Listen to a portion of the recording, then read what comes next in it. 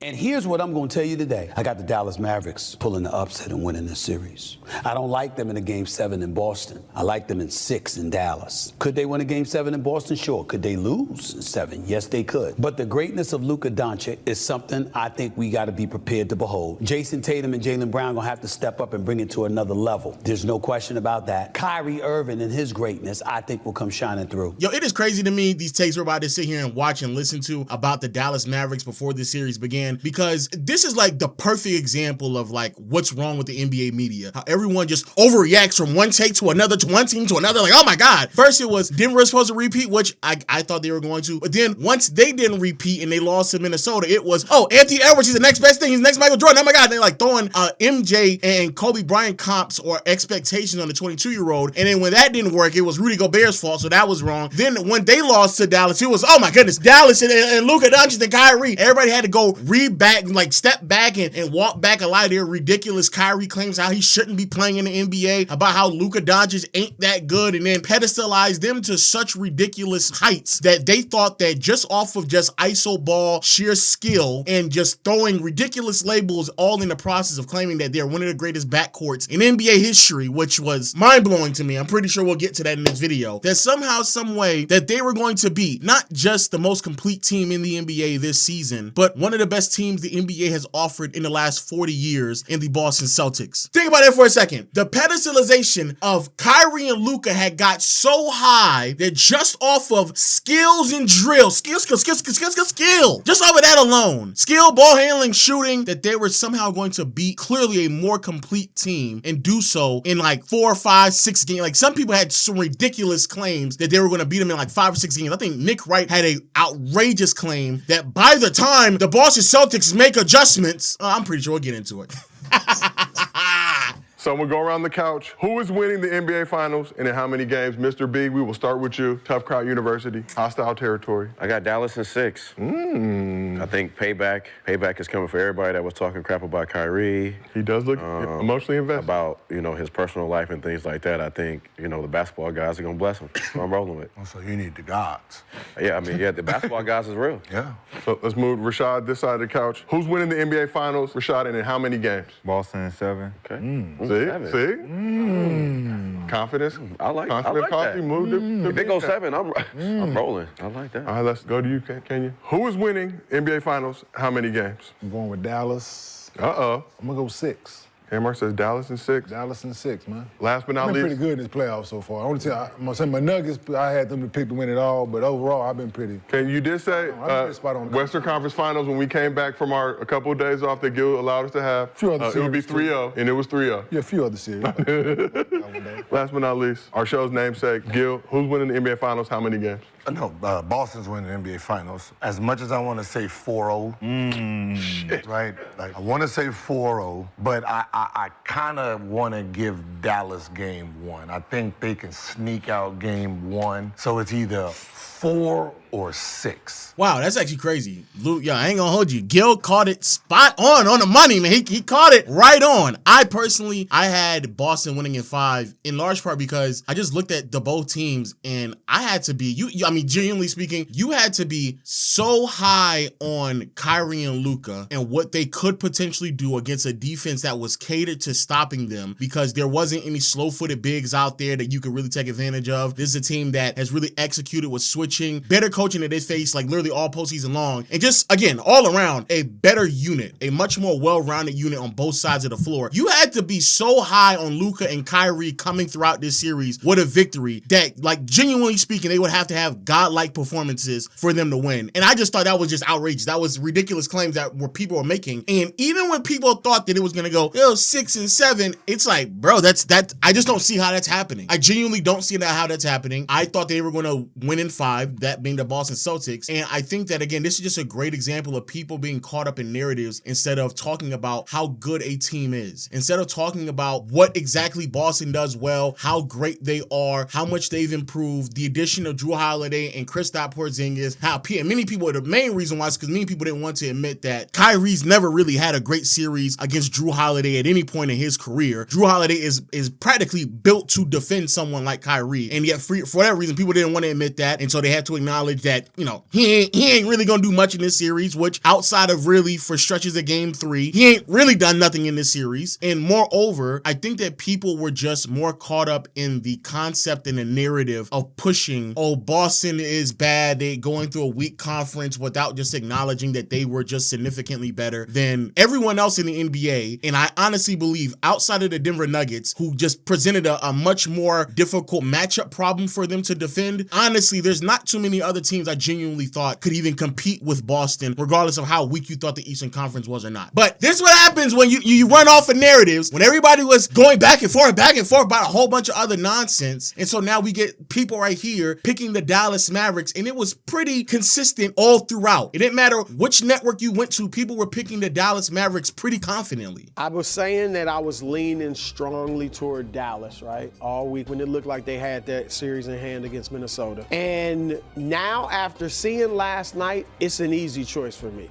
There you go. Dallas. There you go. Like, I think they have the best player in the series. By a lot. A good amount. I mean, Yeah, Tatum, by a few I'm going to points. respect Tatum, It's by a but few points. Luka's the best player in the series. Numerically, it's by a few points. I do How you're think defining points, but that's fine. I'll Defining give- points by points. Oh, you're right, but that's not all he does. Right, but that's not all he does. But go ahead. Sorry, bro. Go I'll ahead. give you this, Wilds. I think that their perimeter defenders are great in Boston. Drew Holiday and Derek White, 2 all-league defenders you can put on Kyrie, and then you got, or one of them might be on Luka at times. And Tatum and Brown are good defenders, and they're bigger. But I just don't think Luka, when he's in his zone, I don't care what you do defensively. I think he's going to be hot. The interesting thing to me is, what does Kyrie do? Now, we saw when Kyrie played in Brooklyn, the close sweep, right? They did a great job against this Boston team. Now, they had Marcus Smart. Ime Udoka was the coach. I think that team was a little tougher defensively, a little more physical. But they were able to handle Kyrie, and he did have Kevin Durant there. So you can't say it was just they could focus on Kyrie. But I think that's what I'm really looking to see. Now, Boston also, whilst they can go to 5 out. But I think Dallas can answer that.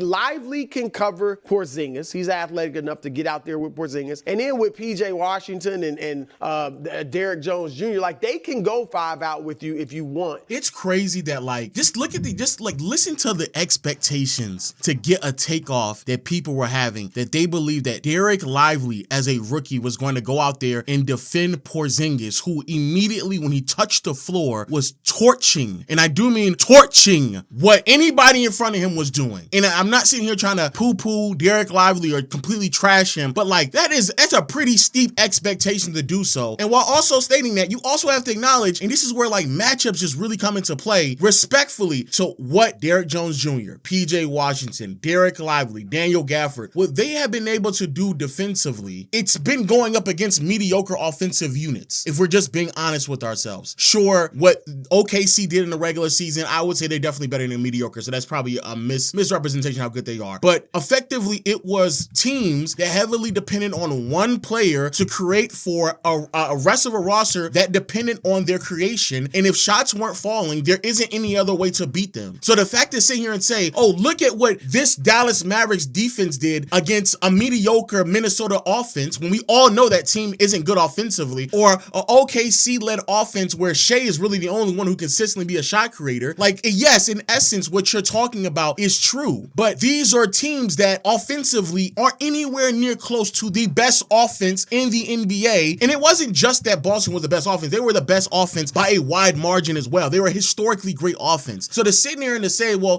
Derek Lively, a rookie, and Derek Jones Jr. and PJ Washington, players who've never had to defend at this level at all, are somehow, someway going to slow down and stifle the best offense in the NBA, a historically great offense, bro, just ridiculous stuff that people were saying that just get off takes. Like, I don't think that they are ready for this difficulty jump that they're about to deal with, and that's not their fault. The Celtics come into these finals, one of 7 teams in NBA history under the current playoff format in an 82-game season, to never face a 50-win team. And those sub-50-win teams they played were all injured. The old, they're not battle-tested argument, which honestly, I don't think is a really terrible one. I don't think it's a bad one, but the team that was going to push them to their limits was going to be a Denver Nuggets team that provided a lot more, and I do mean a lot more challenges for what they're going to do defensively because of the presence of Nikola Jokic. Not Luka and Kyrie, where Boston matches up with him really, really well. But again, this is where I always